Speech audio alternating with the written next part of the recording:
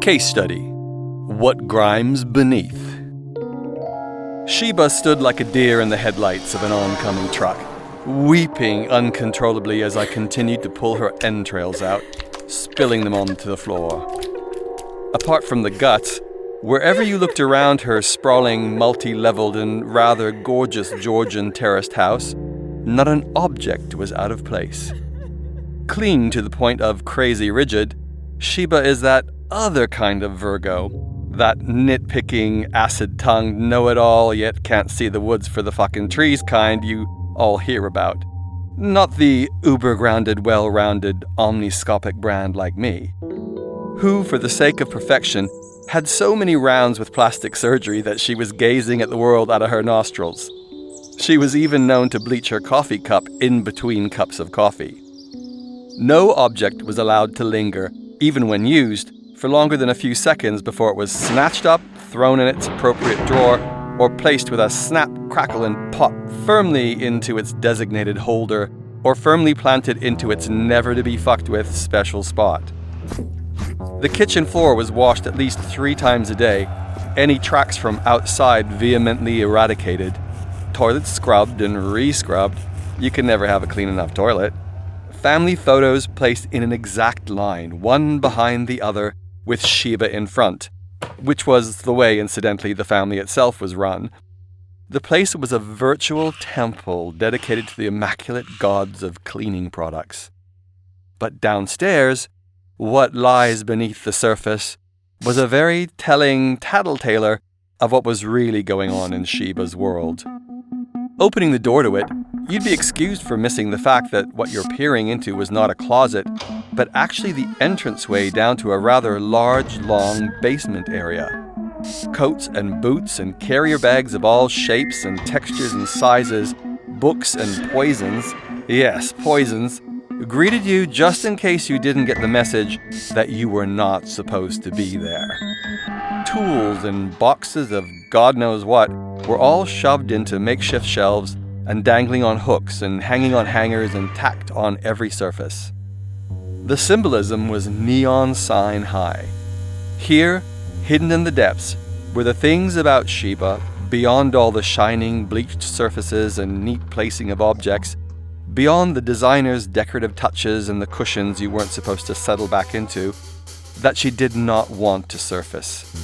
The things that were meant to remain unseen. Risking strangulation by the myriad arms of the coats of seasons past, entangling themselves around your throat as you navigated the treacherous few feet towards a set of steep, creaky stairs, only the brave, such as me, or the oblivious, such as Sheba, would have the nerve to descend the shifting planks that threatened at every step to flip like tiddlywinks and topple you arse over tea kettle into the murky, must-soaked underbelly of the happy-looking homes and gardens upper world. Like the thorny forest of some Grimm's fairy tale, below stairs was, as well as the storage area for the unwanted and the never-to-be-discarded, curiously enough, the working laundry room. A washer and dryer precariously stacked on top of one another and shoved into the back recesses of the dungeon, so that the daily task of washing and drying also included a tour of the guts and psyche of the Queen of Clean. While the rest of the basement was a horrific-smelling, dust and mildew-covered disaster, the cleaning area was an even more weirdly, shockingly rancid affair. The carpet at the base of the machine, where the laundry would be thrown prior to be shoved into the washer, was grey with pungent-smelling mold and soggy, caked-in spillages of a decade's worth of washing-up powders. The surfaces of the machines themselves were almost comically coated with mounds of festering, discolored liquids and powders, piled and dripping like centuries-old heaps of pigeon poop. Like entering a cave filled with stinking bat guana, this bacteria-infested underworld, with its lack of light and boxed-up jumble of unwanted things, exactly, mirrored what was going on with Sheba, both in her family and her health. No wonder that she'd been through 3 different chemo and radiation therapies for recurring cancer. She's a fighter, that one, and has it beat. Or that the family, like the unwanted issues at the bottom of the house, were shoved into their private worlds. The teenage daughter locking herself into a room that Sheba refused to clean, and therefore had self-styled itself into the "fuck you" attitude of its inhabitant, and looked more like a crack hose toilet than a bedroom. The young son similarly hiding underneath a mound of chocolate bars and junk food in front of his Game Boy in his own room. The husband, with his requisite bottles of wine, slumped in the living room watching an endless loop of racing programs, and Sheba herself, smoking in the back garden, door closed, unaware that her normal was well advanced into most other people's totally crazy.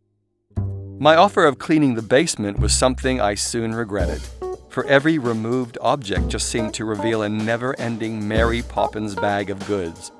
Pianos and refrigerators hidden beneath stacks of clothing, suitcases, tools, products of all kinds, toys and lamps and dishes and painting and plumbing kits and self-help kits, never opened, and unrecognizable by virtue of grime things.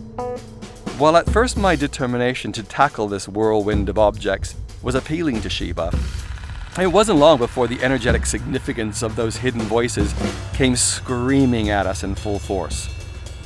The raw emotions from all that junk coming out of their hiding places into the light of day sent her bawling and shaking and unraveling before my gun-stung eyes. The effect was so extreme that in the end, both to pacify her and to abort what seemed as if it would need at least another reincarnation to tackle, the objects yanked out went back into their cave. Sheba stopped trembling and went back out into the yard to have a calming smoke. And not long after that, the family split, the house was sold, and Sheba was back in the hospital. Such extreme examples of rampant stagnation can, in fact, create an energetic blast, usually uplifting. But in the case of Sheba, a person who preferred to keep a facade going and even endure the cancer resulting from the stress of keeping that hatch closed, the release of energy can be a little overwhelming, to say the least. By doing things at your own pace and having fun doing so, the energy shifting will align itself naturally. In this case, I learned a valuable lesson about not helping others, because the pace at which I was eliminating and exposing was clearly too much for Sheba, who, in reality, would rather have continued with the cluttered disgustingness below the stairs, and did. Doing this kind of energetic shuffle for yourself should be fun and personal.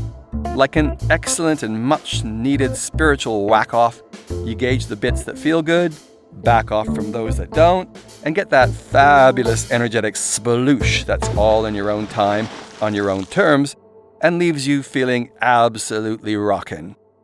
At least, that's what it feels like to me.